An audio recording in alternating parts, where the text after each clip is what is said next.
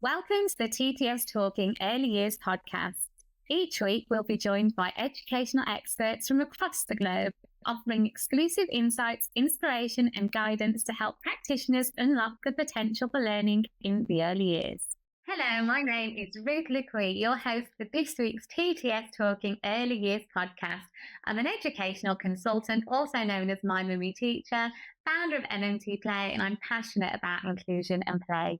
Throughout this series, we'll be discussing a range of topics aimed at supporting SEN in the early years, inspiring you with guidance and resources to enhance your practice. I'm delighted to introduce Anna Speke as today's guest. Welcome to the podcast, Anna. How are you today? I'm very well, thank you. Ruth, how are you? Not too bad, thank you. Before we get started, if people haven't listened to our first episode together, could you please give us a quick introduction about yourself for our listeners? Yes, of course. So I am an education officer at nasen. We're a charity, the National Association for Special Educational Needs.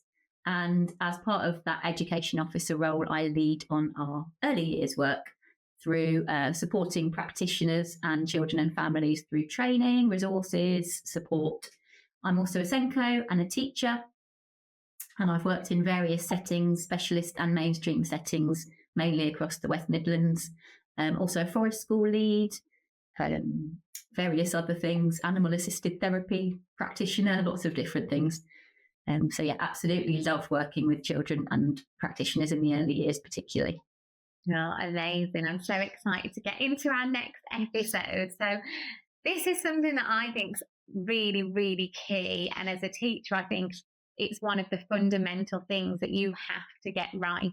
It doesn't matter whether this is relationships with the children, relationships with the parents. Building a relationship is the most important thing that you need before you can teach children, before you can learn, before you can progress. So that's what we're going to be talking about today. It's building relationships with, in particular, parents and carers.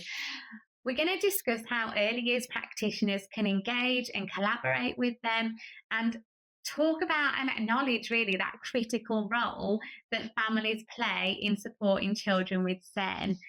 So what is this parent practitioner partnership? What does that mean?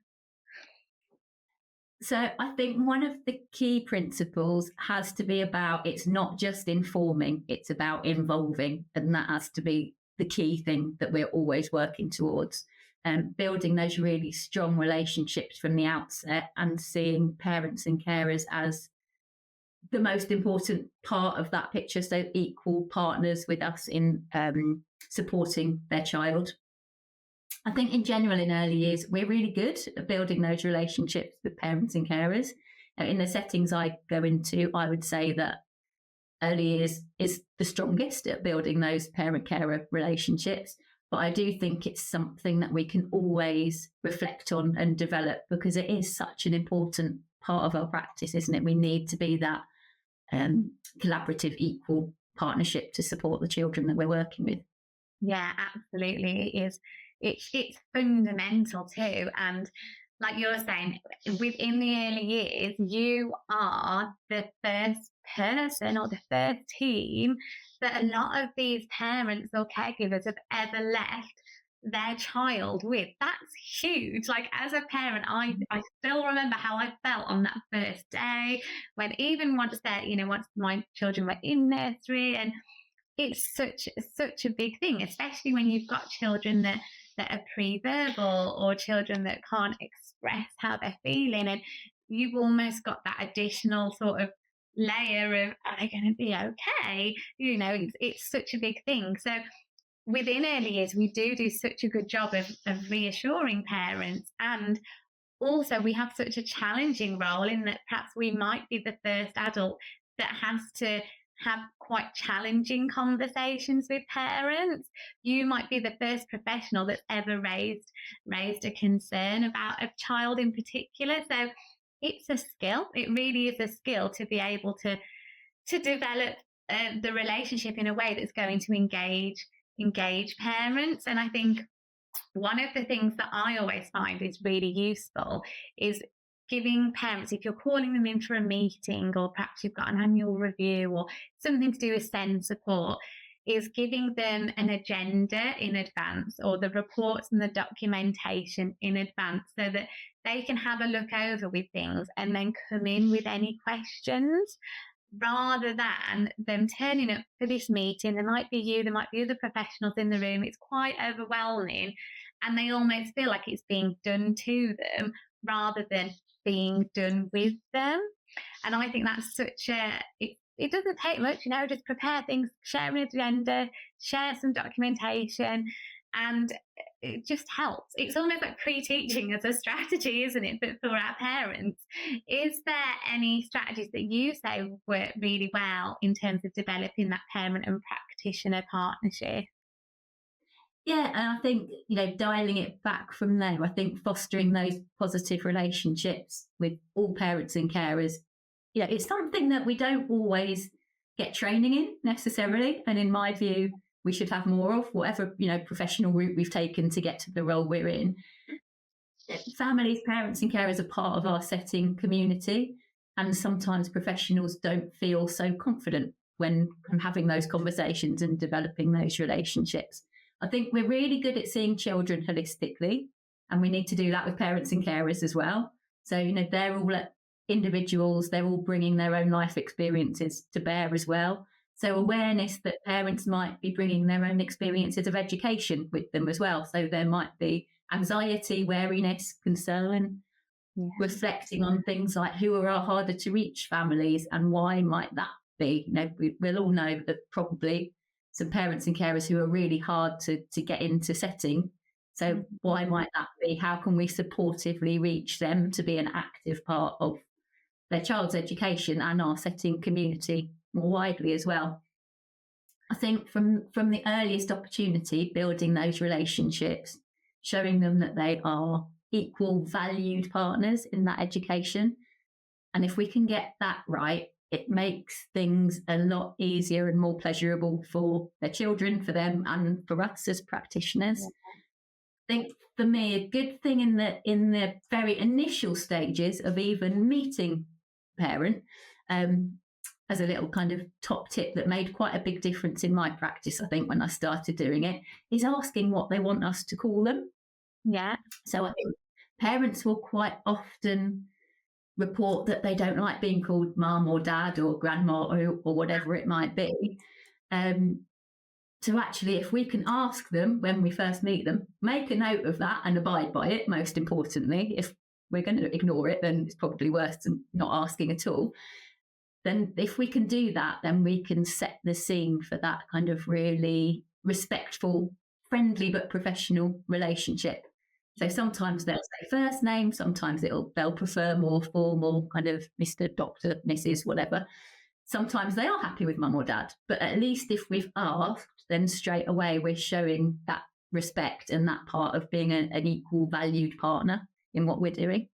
Yeah, I think you've just touched upon like a few really good points there, but I think empathy is really key. Understanding that, they've all got their unique stories, their unique experiences that are completely unique to them. And also you may have families or parents that have perhaps been trying to access support for their children and are bringing frustrations to you because you are the face. You're the person on the ground that they can talk to. It might be that you've got children that have are waiting to be assessed for an EHCP, like an early help with an assessment putting in place. It might be that they need a specialist provision, and there's like a big hold up with that. And that in itself can be tricky because as a SENCO or as a teacher, quite often you can be the person that on the ground is being said, well, this isn't fair, and we agree. We are literally there, like, I see you, I hear you, I understand exactly what you're saying. But sometimes it helps to verbalize that to the parent, to actually acknowledge where they're coming from, acknowledge the struggles, acknowledge perhaps the trauma that they may have been through in trying to get support for their children, and then come into sort of a summary of So this is how we're going to move forward, so that they can see, I get it, I'm going to help you, and we're going to do what we can.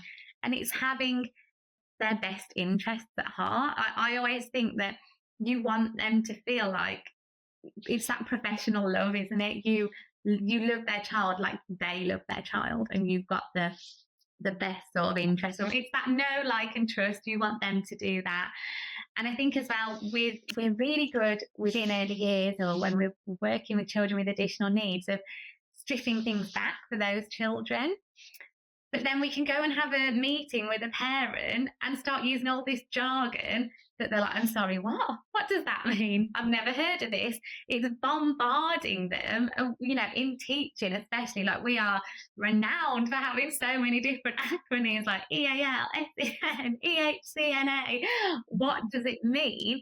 That can be really overwhelming. So a really good strategy, I think, is to take what communication strategies you use with children and apply that to with the parents and families that you think will need that too. So having a document that abbreviates key acronyms that you're going to use, or having an image of the professionals that are going to be in this meeting so that they can actually see and work it out themselves. What other strategies would you recommend for really establishing good lines of communication?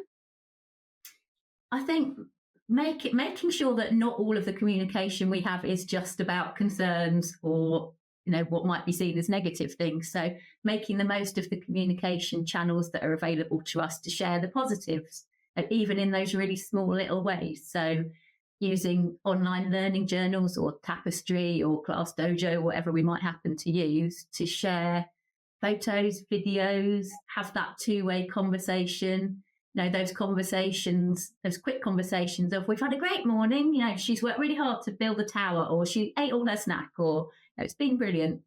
Pulling out those little positives to continue to build that positive relationship and that continual dialogue. And that doesn't always have to be lengthy or arduous or take ages, but it helps to maintain and develop those relationships. And of course, like you said, displaying those key skills around kind of empathy, respect, non-judgment, showing those active listening skills as well. So making sure that parents know we're listening and we're taking on board what they're saying and we're acting on it as well. And I think sometimes we forget to tell them that we've acted on something. So a parent might we're so busy in the busyness of doing everything, they'll make a suggestion, or they'll say, have you tried this because it works really well at home? And we'll do it, and then we'll forget to tell them. And so remembering to go back and say, oh, that was brilliant, thank you very much for that. So I think open questions as well are really useful. So when we're having conversations, those sort of open questions allow a much longer response than a yes or no answer. And they also are come across as less confrontational. Mm-hmm. So, for example, if I was to say, have you tried such and such at home? However well-meaning I might be, that could come across as a little bit of, well, you should have tried such and such at home. Actually, if I can say, what are your thoughts about this? Or what do you think about this? Or what are your feelings around? Then that's likely to result in a much more productive, useful conversation, in my experience anyway. So I think all of those sorts of techniques. Mm-hmm. I think as well, being careful that we aren't suggesting specific diagnoses as educational professionals. We're not qualified to do that. I mean, most of us aren't anyway. So talking about the needs that we might see rather than suggesting a specific diagnosis. So, for example, I've noticed she's finding loud noises really difficult, rather than, no, I think she's autistic. I'm not qualified to say that. It's not within my remit to say that. So yeah, just being really, doesn't mean we're not being honest, but it just means we're being really mindful to choose our language carefully. Yeah, absolutely. And I think one of the things that can work well is having displays. I've seen a few in settings where it says, like, you said, we did. So just taking that moment for you as well to actually reflect on, oh my goodness, look at what I have done, look at what we've achieved. And that's really good. And I love what you've said as well about those open-ended questions. Something as simple as saying, well, what would make this better? You know, allowing them to talk, because quite often they just need to offload. They just need you to listen. They don't need another person to sort of tell them how to do it, how it should be done, or make them feel like what they've done is wrong. They can, and this is where I think co-creating comes into place and involving the parents. They can quite often tell you what would make it better. We don't have to guess or suggest, just by asking, like you brilliantly said there, what could make this better, or would this work for you, is a really great way to get that collaborative teamwork for our children, our families, and with the professionals within our setting. So I think that's a really great point to end this episode on. Thank you ever so much for your time today. Thank you very much for having me. I'd like to say a huge thank you to our guest, Anna, for joining us and providing such valuable insights. You've been listening to the TTS Talking Early Years podcast with me, Ruth Lue-Quee, and Anna Speke. If you've been inspired by our conversation today, don't forget you can sign up via the link in our episode notes to be the first to hear about future episodes and access exclusive follow-up content, including ideas for your settings and links to relevant resources.